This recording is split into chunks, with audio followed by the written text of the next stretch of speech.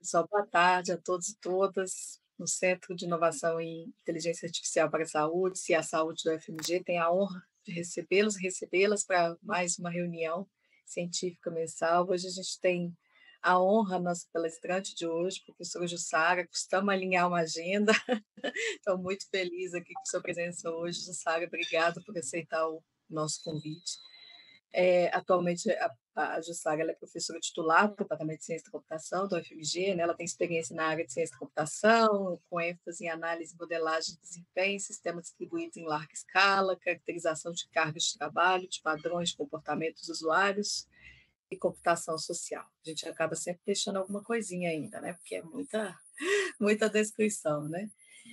Antes de seguirmos com a apresentação, quero novamente agradecer imensamente a professora Jussara por aceitar nosso convite. A gente conseguiu esse momento e dedicar seu tempo para participar dessa reunião. É um momento bem rico aqui que nós temos em relação a essa troca, né, de conhecimentos e a possibilidade de a gente poder realizar também, não só assistir aqui a palestra, mas ter o contato direto, enfim, a gente possa fazer perguntas e promover o debate.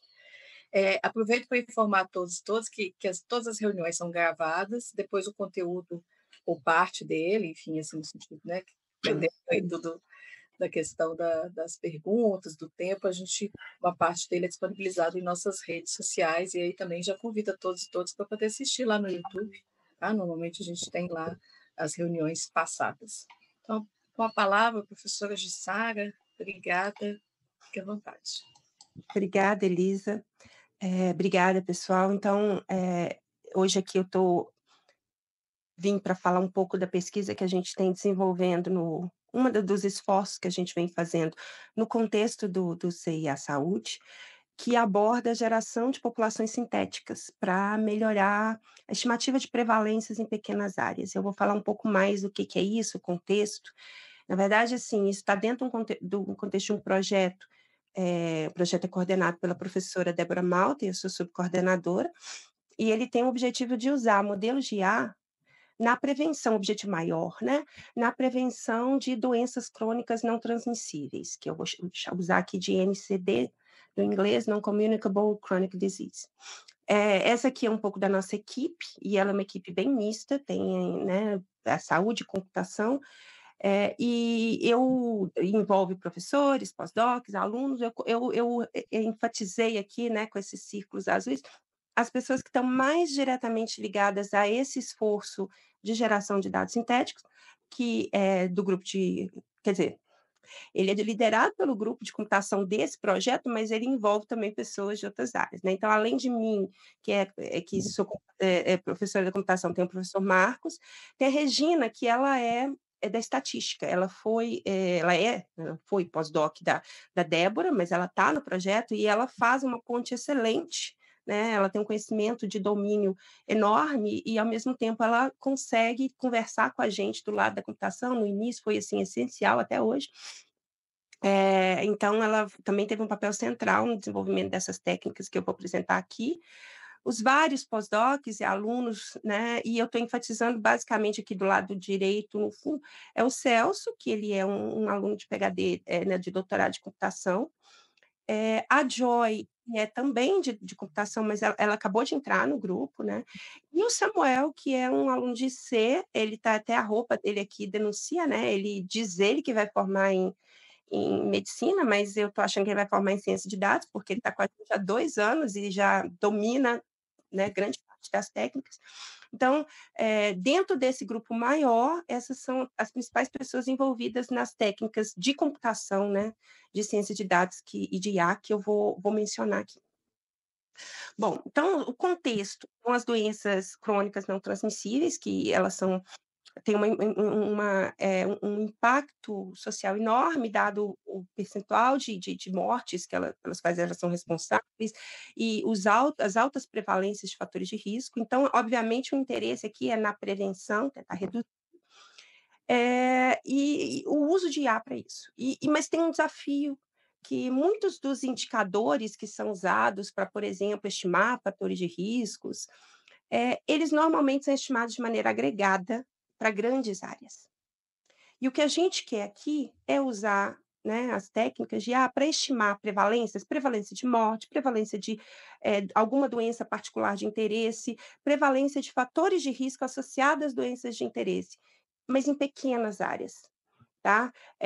Para facilitar uma gestão mais eficaz, né? E para isso a gente vai usar dados de sistemas de informação de saúde. Eu vou falar qual dado em particular que a gente vai usar daqui a pouco, que tem várias covariáveis associadas socioeconômicas, demográficas e ambientais, que são usados nas estimativas de prevalência. Então, o objetivo maior desse projeto, eu estou tendo que dar um passo atrás para antes de eu chegar efetivamente na geração de dados sintéticos, né, de populações sintéticas, para que vocês entendam o contexto, né, e como é que a gente chegou nesse ponto. Então, o objetivo maior do projeto é desenvolver modelos de IA para analisar, identificar, prever, em última instância, a ocorrência dessas doenças não transmissíveis, né, crônicas. Mas, em particular, a gente quer conseguir estimar prevalências de fatores de riscos, ou mesmo de doença, ou eventualmente até de morte, em áreas geográficas, inicialmente em Belo Horizonte e, eventualmente, no Brasil inteiro, em várias cidades, em várias capitais em particular. O que eu vou estar mostrando para vocês nosso esforço até então, ele focou em Belo Horizonte. Recentemente, a gente está ampliando isso para outras capitais do Brasil. Então, eu falei que a gente vai usar dados, né, de sistemas de informação de saúde. Um desses sistemas é o Vigitel, que é uma fonte principal de dados para a gente aqui. O Vigitel é um sistema de vigilância de fatores de risco e proteção para doenças crônicas por inquérito telefônico. Ele é um sistema do Ministério da Saúde, que monitora anualmente vários fatores de riscos associados às NCDs, né? Então, por exemplo, diabetes, obesidade, câncer, doenças cardiovasculares, doenças respiratórias, enfim. E como é que ele funciona? São entrevistas telefônicas que são feitas, né, com a população adulta, nas várias capitais e no Distrito Federal, coletando dados sobre diversas coisas, né? Então, botei alguns exemplos aqui: se a pessoa fuma, se a pessoa não fuma, o consumo de álcool dela, detalhes sobre a dieta, se ela come frutas e verduras, com que frequência, pratica atividade física e vários outros fatores relacionados à saúde. São mais de 200 atributos, ou em torno de 200 atributos. E o Vigitel, né, esses dados, ele é uma ferramenta extremamente interessante para direcionar, né, políticas de saúde pública, tanto planejamento quanto avaliação. Por isso, ela é a fonte de muitos estudos do grupo da professora Débora, e é onde a gente se inseriu quando a gente começou esse projeto, no contexto do CEA Saúde. Só que tem aí quando a gente vem, né, tentar desenvolver modelos de IA usando esses dados, começam os desafios, né? Em particular, a gente tem um número de entrevistas pequeno para representar a população brasileira, especialmente quando a gente considera áreas de maior vulnerabilidade socioeconômica, ou vulnerabilidade à saúde mesmo, que está associada aos fatores socioeconômicos. Isso é meio crítico, porque normalmente onde você tem maior vulnerabilidade é onde você tem mais casos de problemas de saúde, que é onde você quer prevenir. Só para ilustrar, né, em Belo Horizonte, que tem sido o nosso foco até então, existe esse IVS, que chama Índice de Vulnerabilidade de Saúde, né, que ele é um esforço da Secretaria de Saúde Municipal, que basicamente cada setor censitário da cidade é associado a cada setor censitário da cidade, né, um setor censitário, para quem não é da área, eu aprendi, é um conjunto, por exemplo, pode ser, né, na verdade não é definido explicitamente, mas é um conjunto de ruas, por exemplo, é muito menos que um bairro, né, ou não está atrelado necessariamente ao tamanho de um bairro, pode ser bem menos. Ele está associado a um score de vulnerabilidade, que é uma função de vários componentes básicos, por exemplo, saneamento básico provido ali, índices socioeconômicos daquela região, daquele pedacinho da cidade. Então, ele tem um score, e existem 4 grandes categorias de IVS, que é o que normalmente é usado ou era usado, né, para reportar estimativas de prevalência de qualquer fator de interesse, né? Então, por exemplo, o IVS, ele tem 4, que seria o IVS baixo, que seriam os lugares onde eu tenho menor prevalência de problemas, vamos botar assim, tá? Problemas de saúde, a parte mais rica da cidade, né? Vamos imaginar fracamente relacionado com isso. O moderado, o alto e muito alto, né? E eu tenho cada entrevista no Vigitel está associado a um local, né? E está associado a um setor censitário.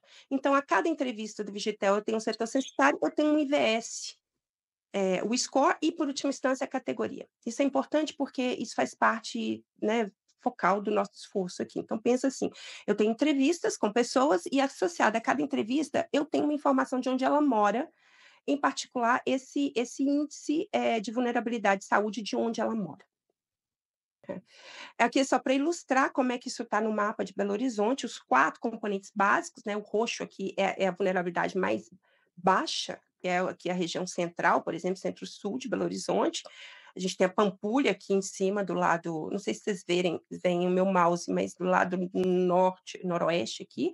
Mas os vermelhinhos, por exemplo, são os setores de mais alta vulnerabilidade, né? São, digamos assim, os mais problemáticos. O que a gente vê? O que a gente vê é aquilo que eu falei, que nos índices, se eu for olhar as entrevistas do Vigitel ao longo de diferentes períodos, o que eu vejo é que nos setores de maior índice de vulnerabilidade, eu tenho menos entrevista. Então, se eu quiser fazer estimativas de prevalência, eu vou sofrer com isso aqui, porque menos dado eu tenho uma variabilidade maior. Isso acaba podendo dificultar eh, qualquer análise com robustez estatística dos resultados.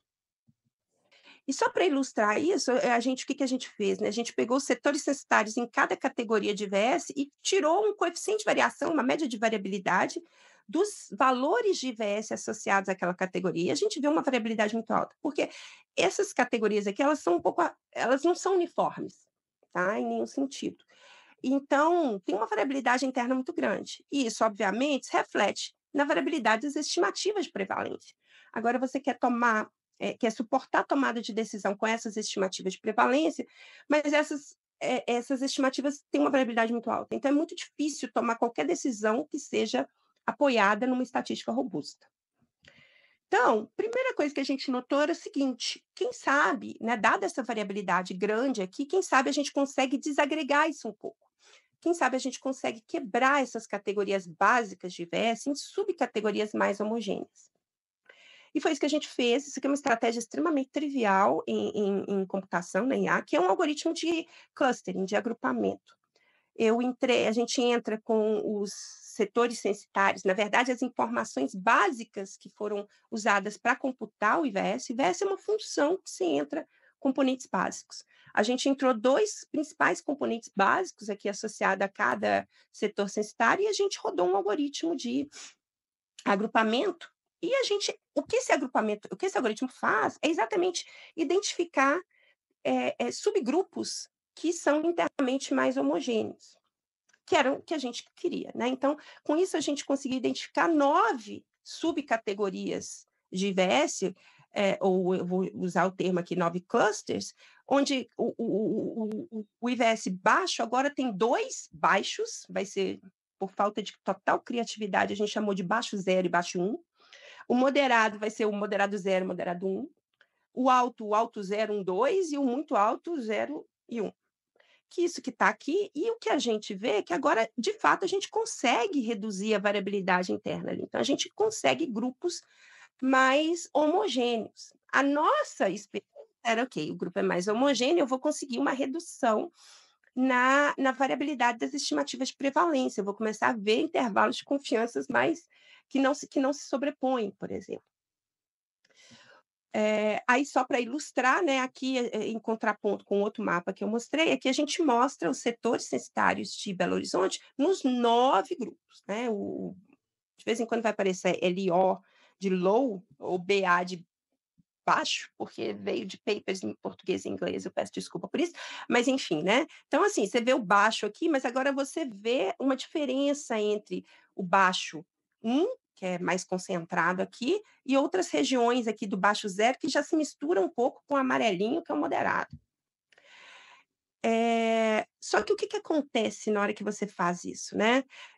Antes de eu falar o que acontece, deixa eu só ilustrar o que a gente conseguiu ver com isso. Né? Então, esse aqui é um estudo que foi feito usando esses 9 clusters, esse refinamento das categorias de IVS, aqui focado na atividade física e tempo de lazer. Então, tem muito dado aqui, não se preocupe muito com isso, eu chamo a atenção para essa coluna que está de azulzinho, na caixinha azul aqui. Cada chave que eu estou mostrando seria equivalente a um nível de IVS original que foi dividido em subcategorias. E o que a gente vê aqui são diferenças importantes dentro de uma mesma categoria de IVS, né? Olha, o baixo 0 e baixo 1 são diferentes, né? O alto 0, o alto 1 e o alto 2 são bem diferentes, né? Então, a gente consegue revelar essas diferenças. E mais ainda, quando a gente olha a evolução temporal, aqui são 2 períodos, eu vou focar só nos setores de mais alta vulnerabilidade, quando eu olho de 2009 a 2013, 2014, 2018. O que a gente vê? A gente vê distinções de padrões ali, dentro do alto, né, da alta vulnerabilidade. Uns pioraram, outros melhoraram muito. Então, isso nos mostra que realmente quebrar o IVS vai te dar uma visão mais grão fino, uma granularidade mais fina do que está acontecendo na cidade. E que vai permitir, com isso, a gente espera, né, políticas de gestão mais eficazes. Porque se eu, né, eu não trouxe para facilitar, mas quando eu olho isso aqui agregado para as categorias, as 4 categorias originais do IVS, eu não vejo essas distinções. Na verdade, eu vejo uma média, mais ou menos, ali desses valores. Eu nem consigo ver algo que piora e nem algo que melhora. Eu vejo uma estabilidade, eu vejo muito pouca distinção, né? Então, o cluster nos permitiu isso, que foi bom, beleza. Mas eu quebrei. Então, se antes eu já tinha um problema de pouco dado em algumas categorias de IVS, esse problema ficou agravado. E aí a gente chega no tema principal dessa palestra, porque o que a gente viu beleza, a gente conseguiu identificar algumas distinções, mas o problema de robustez estatística não foi resolvido, em alguns casos até piorou, porque eu tenho setores, eu tenho agrupamentos de setores, né, clusters aqui, em que eu tenho muito pouca entrevista. Isso aqui é um número de entrevistas no Vigitel, que é o que eu uso para calcular as prevalências. Nesse período aqui, nesse conjunto de setores, eu tenho 90 entrevistas, muito pouco para qualquer robustez estatística. Então, a gente precisava popular, principalmente esses clusters, esses últimos aqui, né, do 5 ao 9, que são de alta vulnerabilidade muito alta, a gente precisava popular ele de algum jeito, né? E aí veio a motivação de popular com entrevistas sintéticas, porque aí eu vou aumentar esse número aqui, na hora que eu aumentar esse número, eu vou ter robustez estatísticas para calcular as minhas prevalências. Essa foi a motivação, tá? Esse foi o que nos levou a começar a explorar a geração de populações sintéticas, no caso, geração de entrevistas de Vigitel sintética. Então, eu preciso gerar entrevistas sintéticas que sejam, obviamente, realistas, né? E eu vou ter que conseguir popular, eu vou ter que colocar essas entrevistas no espaço de IVS, que é o espaço em última instância, né? Eu vou ter que dizer, olha, essa entrevista que eu gerei, ela é de algum setor de Belo Horizonte, eu nem preciso colocar exatamente que setor, mas ele é o setor de alta vulnerabilidade, né? O setor do cluster de alta vulnerabilidade 0, que tem determinadas propriedades. É isso que a gente quer, tá? Assim a gente chega finalmente no tema do que eu vou me debruçar mais com vocês aqui hoje. Então, o que eu quero? Né? Então, eu quero gerar entrevistas sintéticas, tá?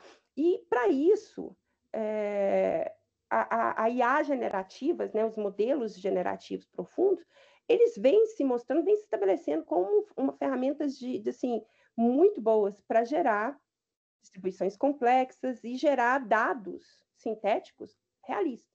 Né? Isso começou lá com imagem, texto, né? Já nem precisa falar de ChatGPT, que é IA generativa, ele está produzindo texto, mas isso também chegou em dados tabulares, que é o nosso caso aqui. Né? Tem várias soluções para isso. Tá? E já foi mostrado que essas, né, em particular, as que a gente vai falar, daqui a pouquinho, melhor, supera outras abordagens em, como eu falei, vários domínios, mas em especial, que é o nosso caso aqui, dado tabular. Tá?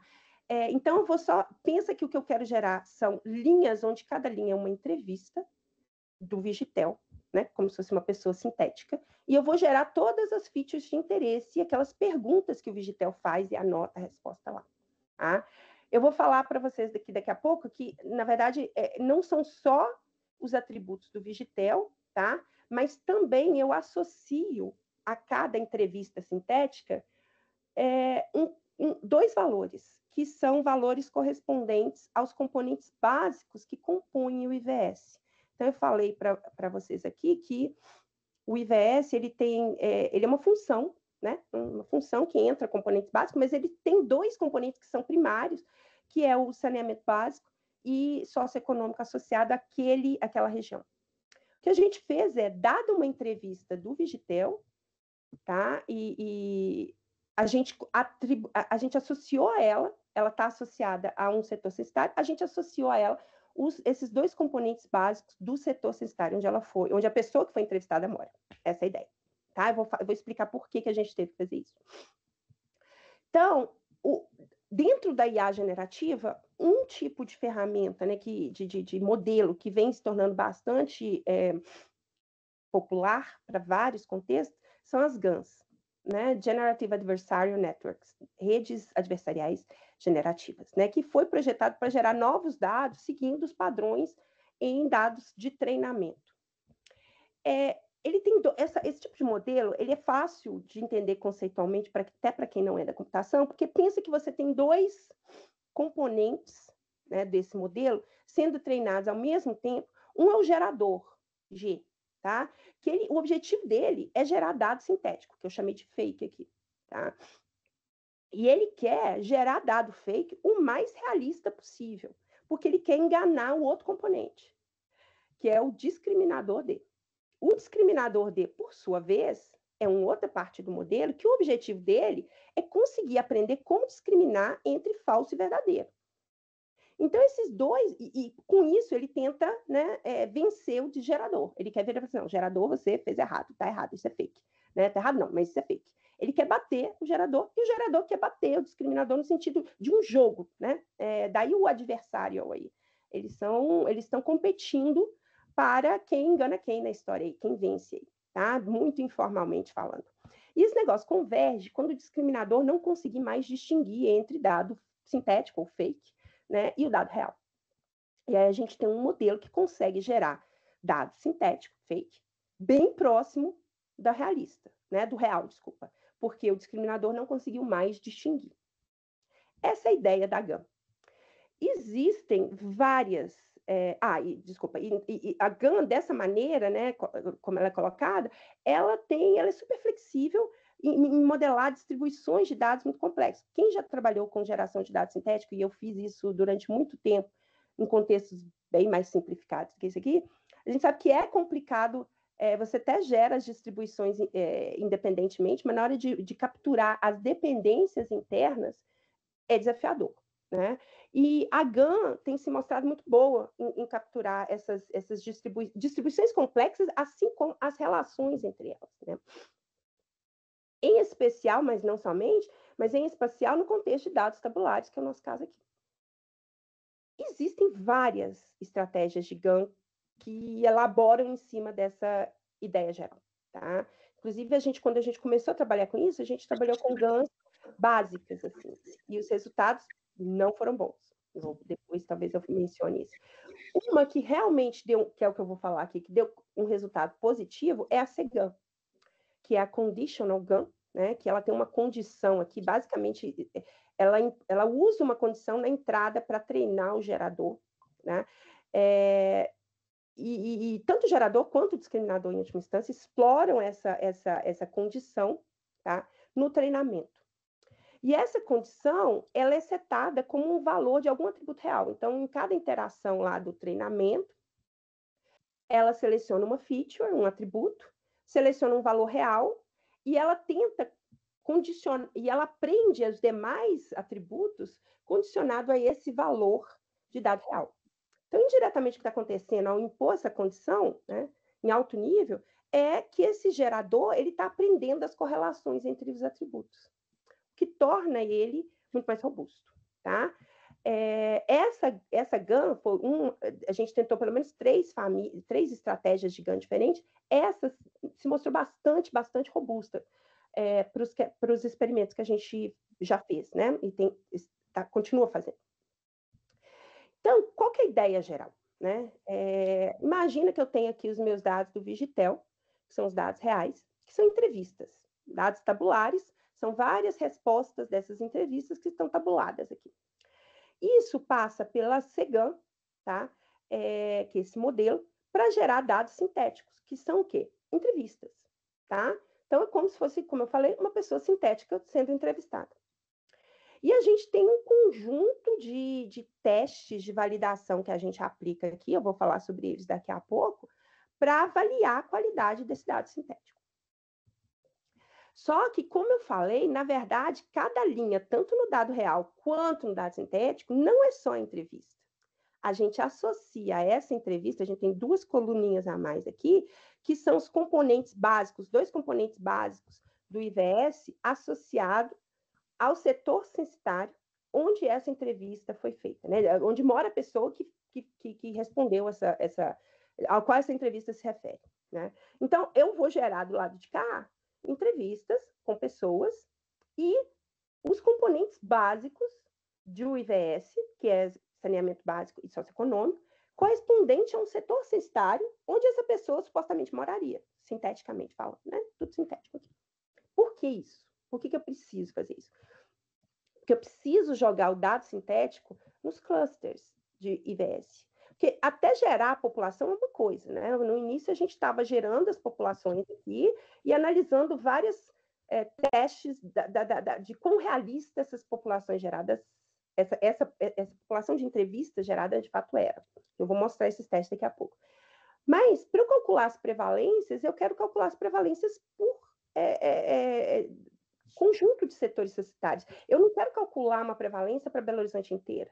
Eu quero calcular a prevalência para uma pequena área. A pequena área para nós aqui é esse cluster de setores censitários que tem nível de IVS mais homogêneo. Essa é a ideia. Então, eu preciso jogar essa sintética em algum cluster. A gente tentou várias estratégias. Gera o cluster automaticamente, gera o IVS direto automaticamente, várias. A que se mostrou mais eficaz foi a seguinte: eu tenho uma caixinha aqui que recebe uma entrevista e os dois componentes básicos do IVS ao qual ela está associada, sintético. Essa caixinha vai associar a um dos clusters. Que caixinha é essa? O que ela é? Ela é um classificador, um algoritmo de aprendizagem de máquina supervisionado, que toma como entrada só aqueles dois componentes básicos do IVS, né, que estão associados na entrevista sintética, foi gerado como parte do dado sintético, e gera como saída o cluster de IVS. A gente está usando um algoritmo que chama XGBoost, um algoritmo de classificação que chama XGBoost, que é um algoritmo super robusto, super conhecido como muito bom em vários cenários, e de fato aqui foi muito bom. E, em particular, ele tem uma característica que ele é um modelo que a gente chama de um método que ele chama de calibrado. O que é isso? Né? É um algoritmo de classificação. Então, ele te dá, além da classe, ele te dá uma confiança que ele tem naquele resultado. E um método dito calibrado, e essa confiança que ele gera aumenta quando ele acerta. Né? Então, com acurácia. Isso quer dizer o quê? Isso quer dizer que se a confiança dele aumenta quando ele acerta, você pode usar essa confiança como uma estratégia de filtro. Eu vou manter só aqueles que ele tem maior confiança na classificação, porque tem uma maior chance dele acertar. E é isso que a gente fez. Tá? A gente aplicou um filtro aqui que basicamente usa a confiança que o classificador gera para manter, né, assim, descarta tudo que ele não tem confiança. E mantém como dado sintético, agora associado a um cluster de IVS, aquilo que ele tem confiança. E a gente usou um limiar de 0,95 nessa confiança aqui. Então, a ideia geral que a gente desenvolveu é um pipeline, né, que é mais ou menos isso aqui, né? Então, eu tenho um modelo que sintetiza, entra o dado real aqui, ele gera, é a nossa CGAN, tá? Ele gera dados sintéticos, e esses dados sintéticos passam por esse modelo de filtragem, que é um classificador, e só o que passa pelo teste de confiança vai para essa base, para essa coleção, desculpa, de população sintética.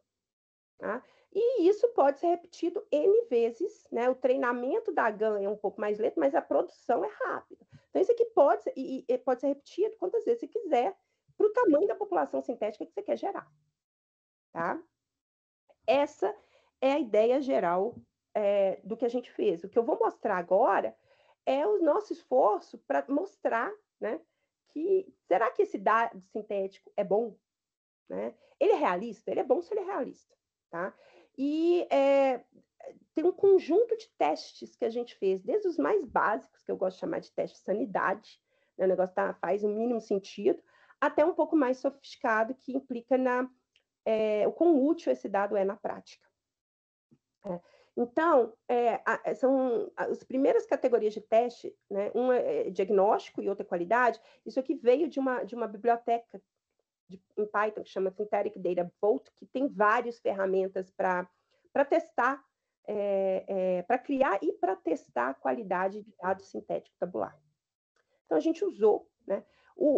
Tem uma família de métricas lá, que ele chama de métricas de diagnóstico, e ele reporta um score agregado, que é isso que eu vou mostrar para vocês aqui, daqui a pouco, só para facilitar, porque tem vários dados, mas o que ele captura? Ele captura a validade dos dados, por exemplo, o dado sintético gerado respeita limites de min-max, né, mínimo e máximo, nos atributos numéricos, ou ele gera categoria, em caso de dado categórico, ele gera categorias dentre as possibilidades, ou ele gera categorias inexistentes, tá? Cria novas categorias. Só para ilustrar, a primeira GAN que a gente testou, né, que era a GAN mais básica, mais simples, ele tinha um problema muito sério com isso. Parece coisa básica, né, simples de gerar, mas era muito difícil. A gente gerava pessoas com idade -5, por exemplo, idade negativa. Por quê? Porque é uma geração estatística ali dentro, é um processo de aprendizado. Então, falhou de cara. Essa primeira técnica que a gente usou falhava nas coisas mais básicas. Né? Porque eu quero, por exemplo, eu não quero gerar pessoas com idade fora do aceitável. Outra coisa, todas as colunas foram geradas ou tem alguma falha, né, que tem a ver com a estrutura, né, que eles chamam de shape. Então, ele me dá um score disso aqui, tá? Outro tipo de teste de qualidade, né? Agora, qualidade, que tem a ver com as distribuições dos valores gerados. Para cada atributo, né? Cada coluna que eu gerei, como é que é a distribuição dos valores marginal ali? Ela segue a distribuição dos dados reais, né? A distribuição de idade é similar com a distribuição de idade das entrevistas sintéticas, é similar à distribuição de idade das pessoas reais? A distribuição de horas de exercício, horas de atividade física, é similar? Enfim, a gente faz isso para cada atributo. E, além disso, né, aquilo que eu falei, um desafio é você capturar as correlações internas, né, entre os vários atributos. Isso é complexo. Né? Se eu pegar pares de atributo, as correlações são respeitadas? Elas são fortes, ou elas são pelo menos tão fortes quanto nos dados reais, porque a comparação é sempre com um dado real. Teve um outro teste que a gente chamou de... Eu usei esse nome e grudou e nunca mais a gente mudou, que é Frankenstein Detection, mas que o nome mesmo é uma consistência interna ali dentro. Os dados sintéticos fazem sentido quando eu gero uma pessoa, por exemplo, que é fumante. Esses fumantes que eu estou gerando, essa pessoa fumante que eu estou gerando, ela tem os atributos dos demais, os valores dos demais atributos similares a um fumante real ou não, né? Porque o caos seria eu gerar, por exemplo, um fumante com atributos similares a não fumante, ou um não fumante com atributos similares a fumante, né? No caso aqui, focando em fumante. Por isso que a gente chamou de Frankenstein, porque é uma coisa que não faz sentido. E outro teste que a gente fez é o teste de utilidade. Esse talvez seja uma das mais importantes, que é comparar o uso do dado sintético e o dado real em alguma tarefa específica. O resultado no dado sintético é comparável com o resultado que você tem da mesma tarefa no dado real? A gente nem quer que o resultado seja bom, a gente quer que ele seja comparável com o dado real, né? E, por fim, a gente quer usar esses dados sintéticos na estimativa de prevalência. Então, eu vou mostrar alguns desses testes, né? Aquele primeiro que eu falei sobre o diagnóstico, que eram as coisas mais de teste de sanidade básica. Esse pacote que eu falei, essa biblioteca, ele faz vários testes e ele agrega isso num score final, que é uma média. O único ponto aqui é que eu estou mostrando resultados dessa média por cluster aqui, né, dos baixa vulnerabilidade até muita alta, e o que a gente viu é que tudo muito bom. Aqui vai de 0 a 1, 1 quer dizer que é muito bom, né? Então, ele gera tudo, respeita os limites, respeita as categorias. Então, é tudo muito próximo de 1, beleza, funcionou. Funcionou bem, nesse quesito, né? Aqui a gente olhou separado, aqui é agregado por cluster, aqui eu desagreguei por atributo. Então, você vê que aqui, né, nada é perfeito, né? Se fosse tudo perfeito, já liga um alerta, né? Mas você vê que alguns já não são 1, graças a Deus, né? Mas são muito perto de 1, muito próximos de 1, querendo dizer que para todos os atributos ali, a geração, pelo menos nessa questão do diagnóstico, está boa.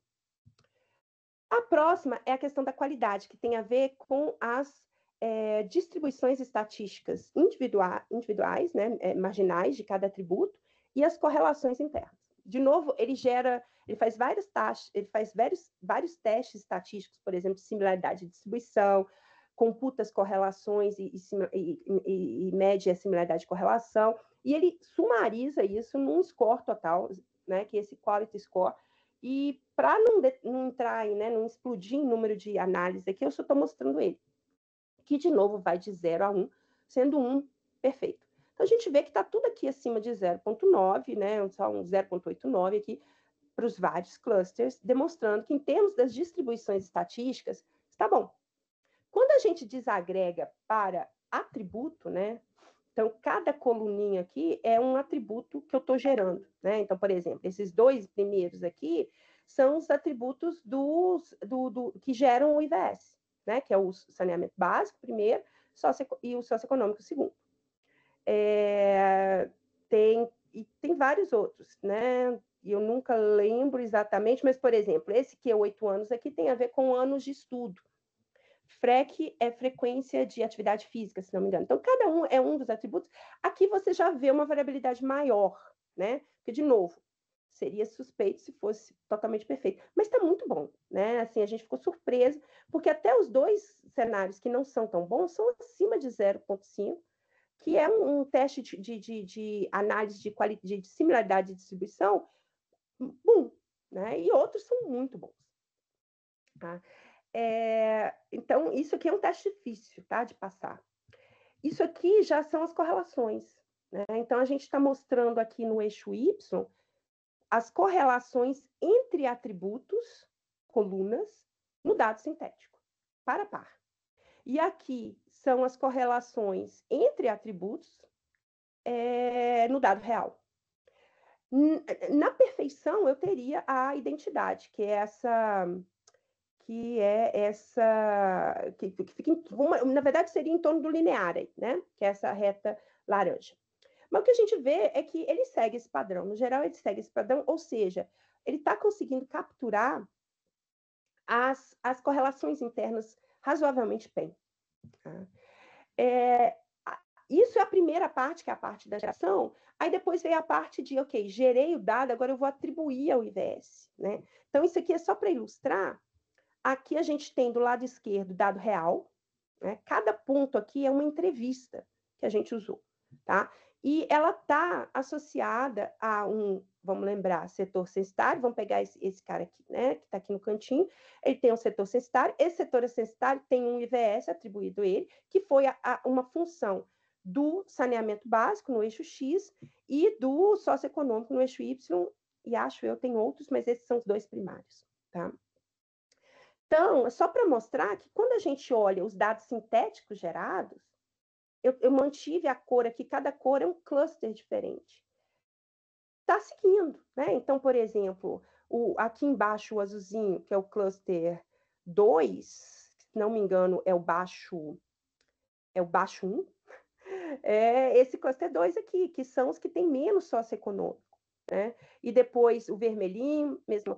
Então, assim, a gente está conseguindo não só gerar entrevistas sintéticas que capturam as características dos dados reais, mas jogar ele num espaço, pelo menos considerando, né, os clusters de viés correspondentes à realidade. E isso aqui foi um teste que a gente fez, que é para mostrar se a gente consegue, né, inferir o cluster de viés a partir dos componentes básicos. Foi isso que a gente usou para atribuir o dado sintético aos clusters. E a gente fez isso com dado real e dado sintético. Para quê? Para a gente ver se a eficácia dessa inferência no dado real, ela é reproduzida no dado sintético. Isso aqui são métricas clássicas, né, de classificação, isso aqui é uma tarefa de classificação. Então, eu tenho micro F1 e macro F1, que são métricas de classificação, vai de 0 a 1, aqui está percentual, então vai de 0 a 100, sendo que 100 é excelente. Então, o dado real realmente tinha que ser bem próximo de 100 mesmo, porque é um mapeamento direto dos componentes no cluster de IVS, no dado real. O que foi positivo foi a gente conseguir, com o dado sintético, um resultado muito próximo. Então, a gente conseguiu resultados próximos aos dados reais na geração da entrevista sintética, e a gente conseguiu também dados sintéticos realistas quando a gente atribui ao cluster. Aí, né, mais um teste que a gente fez é o seguinte, ok, então vamos ver, né, o que interessa mesmo é se esse dado sintético pode ser usado para alguma tarefa. Por exemplo, uma das tarefas que a gente vinha trabalhando num outro contexto dentro desse mesmo projeto é a inferência de fumante e não fumante, a partir dos atributos Vigitel. E eu estou mostrando aqui, de novo, aquelas mesmas métricas associadas à classificação, micro e macro, e 3 classificadores diferentes que a gente usou para o dado real, na esquerda, para o dado sintético, na direita. Né? A mensagem principal é que é muito parecido. Né? O sintético, olha, o micro fica idêntico, o macro ele perde um pouquinho aqui, mas assim, ele está seguindo o padrão. Então, isso é muito bom. E aí, fazendo um parênteses aqui, essa tarefa de classificação é uma tarefa muito difícil, porque basicamente, eu quero distinguir dos atributos do Vigitel se a pessoa é fumante ou não fumante. E a gente tem uma base, né, uma coleção de dados que ela é extremamente desbalanceada. São 10 não fumantes para cada um fumante. Isso é um desafio muito grande para a aprendizagem de máquina, né, para a IA. E é por isso esses resultados de macro F1 aqui menores, né, tão menores. Mas e refletem a dificuldade da tarefa. A gente nem está preocupado em resolver esse problema. A gente está preocupado em que o resultado do sintético seja comparável com o resultado real, que foi.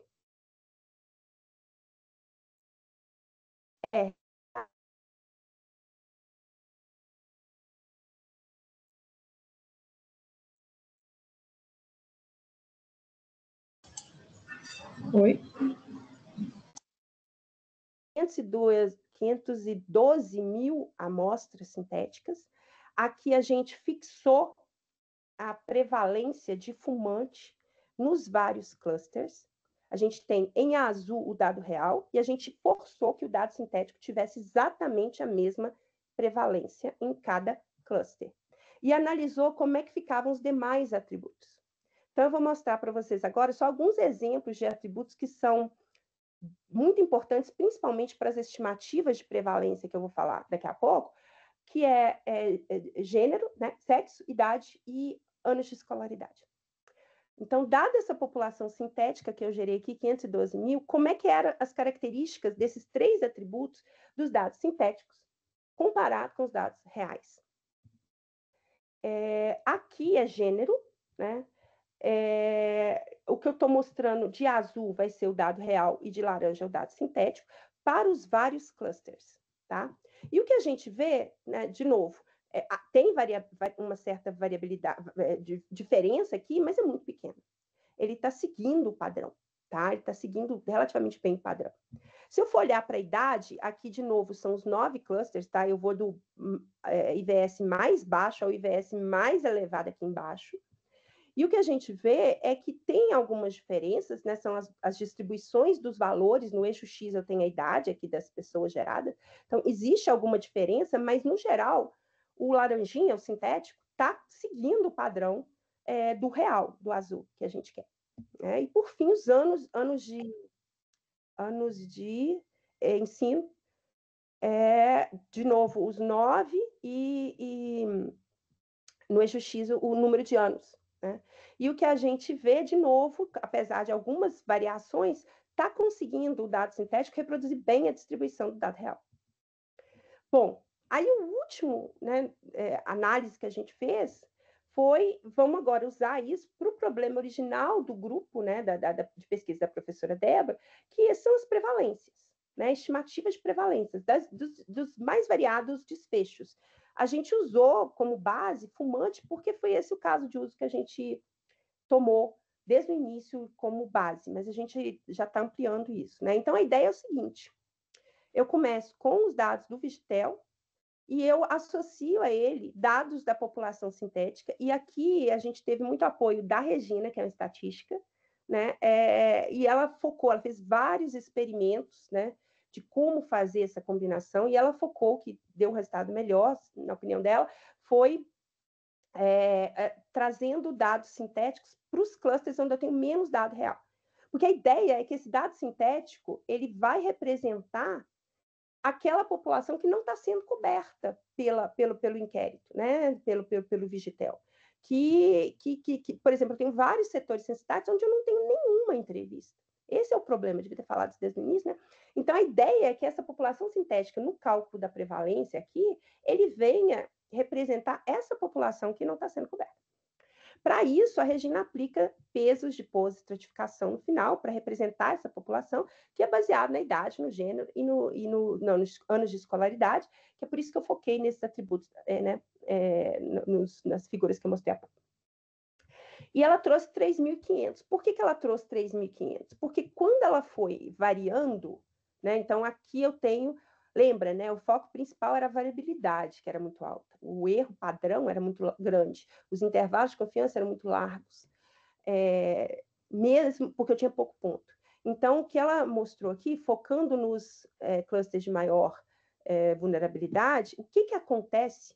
Essa primeira caixinha vermelha, esse resultado aqui, é o erro padrão nesses clusters aqui de mais alta vulnerabilidade, quando eu só uso o dado do Vigitel, que dá 7.332. Aí eu adiciono mais 500, 100 em cada um desses. O que acontece? Aí o erro já diminui. Aí eu adiciono 1.000, 1.500, e aí acaba que isso estabiliza a partir de um certo ponto. Né? Adicionar mais não ajuda, porque essa população está representando exatamente aquela população que não está coberta. Então, trazer mais dados, em algum ponto, isso não afeta mais, né? não contribui.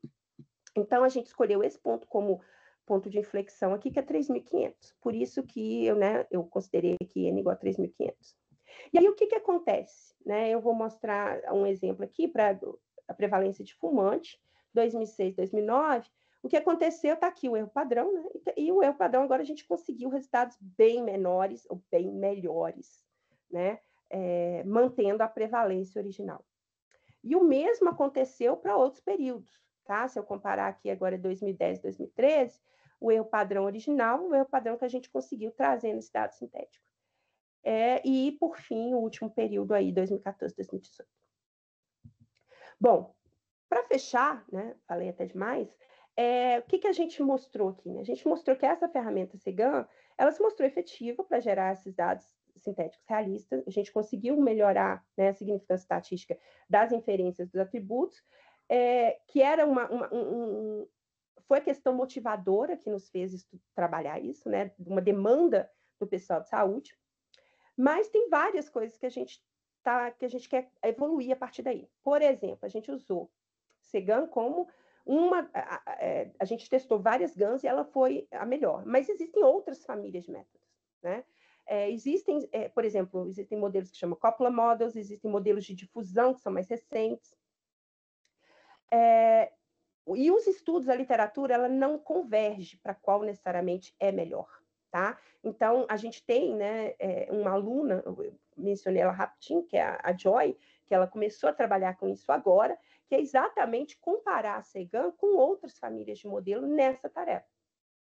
Além disso, a gente quer expandir os estudos de caso. A gente focou muito em fumante inicialmente, mas agora a gente está olhando para outros desfechos, diabetes, hipertensão, obesidade, consumo de frutas e vegetais. A Regina já até me deu um feedback ontem que parece que vai ter um resultado bem positivo, como teve como fumante também. E outra coisa que a gente quer fazer, que faz parte da premissa do projeto, é expandir isso para outras capitais de Belo Horizonte, outras capitais do Brasil, além de Belo Horizonte. E aí, nesse caso, a gente tem que usar um outro índice, que é o IBP, né? Porque o IVS é para Belo Horizonte. E aí a gente precisa pensar nesse pipeline, se vai realmente ter cluster, se não vai ter, porque a metodologia do IBP é diferente. Isso é uma coisa que a gente está começando a fazer, né, nessas 2 últimas semanas, mas a nossa ideia é aplicar isso em várias capitais. Agora, a gente pegou como caso de estudo Fortaleza para comparar com Belo Horizonte. Agora, tudo isso que eu falei, para fechar, né, é uma aplicação na saúde, mas eu sou da computação. Então, assim, geração sintética na computação tem, principalmente para quem é de desempenho, não sei se o Virgílio está aí, mas ele mesmo mencionou isso, e é o que vem primeiro à mente em quem é de computação.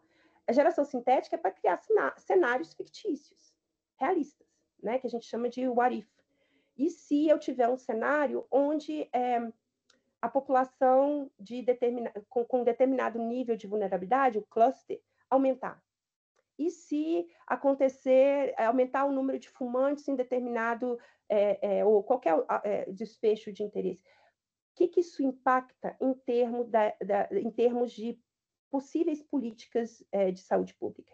Então, simular realmente cenários. Eu acho que uma ferramenta como essa que a gente desenvolveu permite avaliar diferentes cenários sintéticos, fictícios, mas realistas, dado que a gente está conseguindo gerar entrevistas, né, que reproduzem o comportamento das pessoas reais.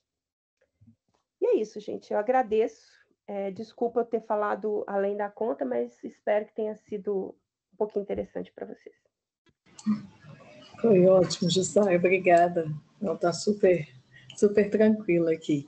Bem, eu vou abrir logo para as perguntas. Se alguém quiser, já clica ali no mãozinha de levantar, apesar que a gente tem um tempo curto, mas dá tempo. Eu fiquei curiosa, Jussara, primeiro agradecer, né, e parabenizar pela apresentação, porque eu ia fazer isso no finalzinho, mas resolvi fazer pergunta aqui antes. Em relação à avaliação ali dos dados, é claro que vocês têm já toda uma sistemática, enfim, já mostrou resultados que são super interessantes, mas assim, se foi previsto, foi realizado, vai ser alguma avaliação, validação com os humanos também, ou em relação àquelas, não só aquelas métricas, né? De repente, alguma que você sentiu falta, ou vocês já pensaram nessa linha? Não. Sinceramente, não, mas agora tem... eu não sei, a nossa preocupação tem sido mais em conseguir reproduzir aquilo que tem no dado real. Mas, mas poderia sim ter algum tipo de análise com o usuário. Isso não passou pela cabeça, viu, Elisa? Mas pode ser. A nossa preocupação tem sido muito mesmo em gerar dados fake, né, fictícios, mas que reproduzem propriedades que a gente vê no dado real. Basicamente é isso. Até porque tem um interesse, né, que isso possa, se você reproduz, tem uma questão que a gente não discutiu aqui, que é a questão de privacidade, né?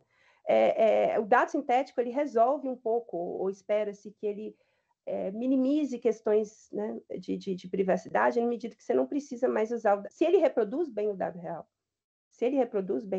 para o que você precisa, ele poderia ser utilizado no lugar do dado real. Então, é mais nessa linha que a gente está indo, em termos do humano, de tentar considerar que talvez o dado real possa ser protegido. No caso do Vigitel, não é nem tão crítico, tá?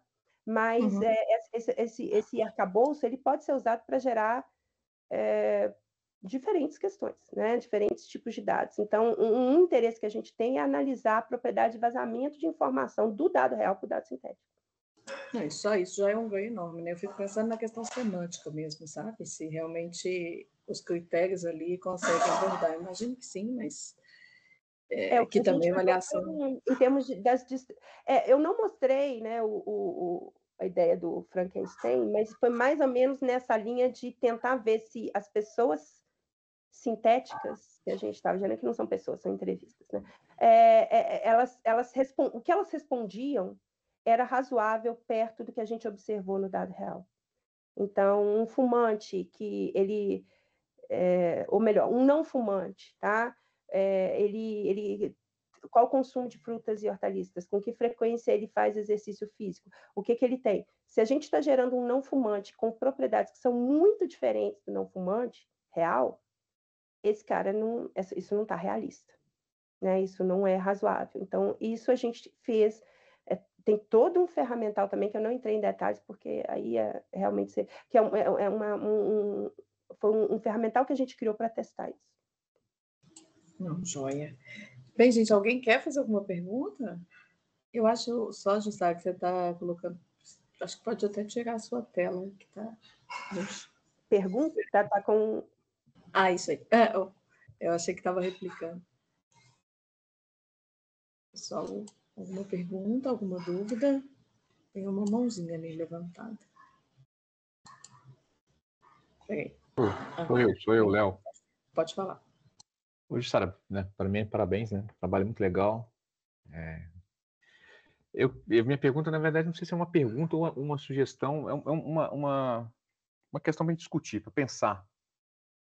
A gente a gente vem, né, a gente tem alguns alunos do Lab, tanto do LBD quanto aqui de São João do Rei, trabalhando com, por exemplo, undersampling, né? Que é uma estratégia, digamos assim, complementar à geração sintética, né? Onde eu quero, na verdade, tentar trabalhar naquele conjunto de dados, aquela classe que tem mais representantes, para tentar dar uma equidade na hora de fazer as bases de dados. Isso é complementar o que está sendo feito aí.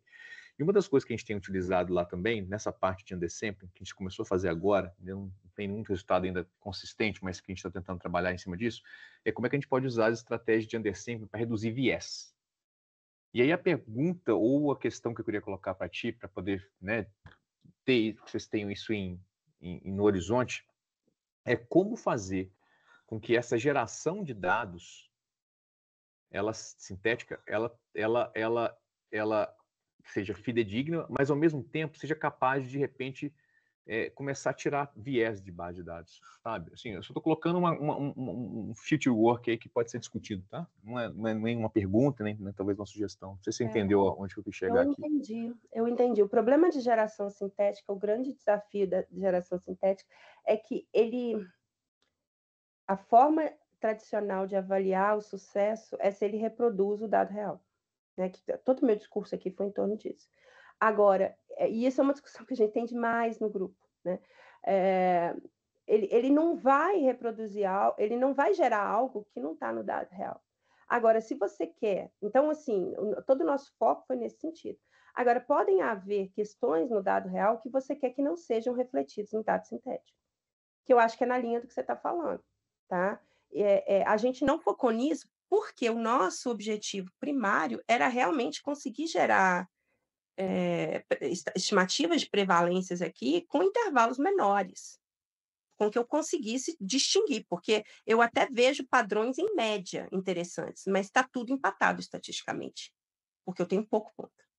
Então, a demanda aqui né, primária foi essa. Agora, é interessante, enquanto ferramenta pronta, tá, a gente evoluir em cima dela, né? Inclusive, essa questão pode ter questão de remoção de viés, acho interessante.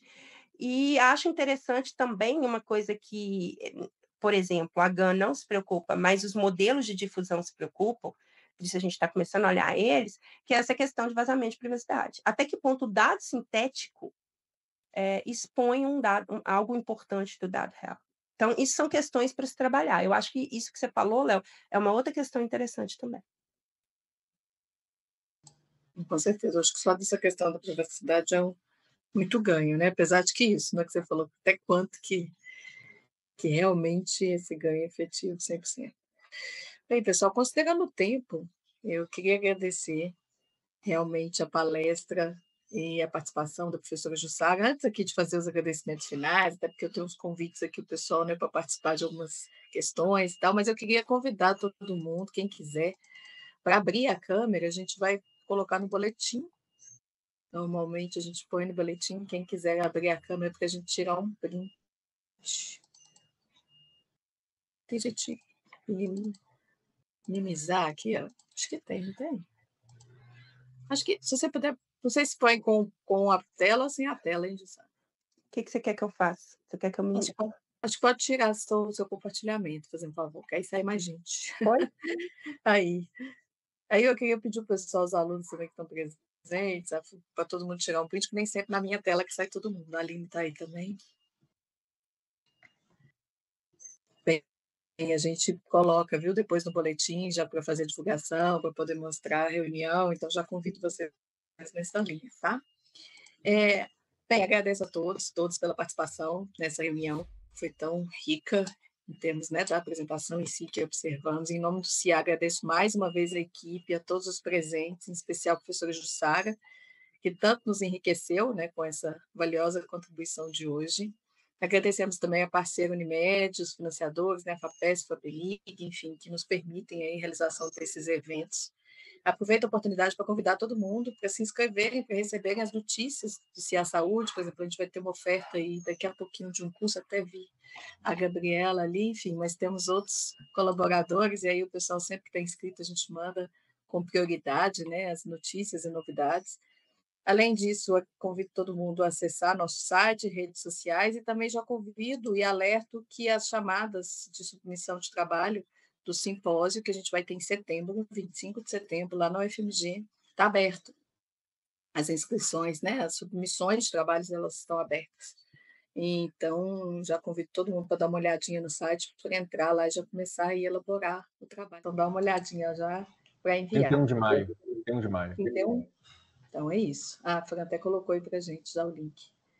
Bem, gente, uma boa semana para vocês. Até o próximo encontro, é a primeira semana, o 2º de junho. Depois a gente manda aí a notícia certinho para vocês. Um abraço, viu? Obrigada.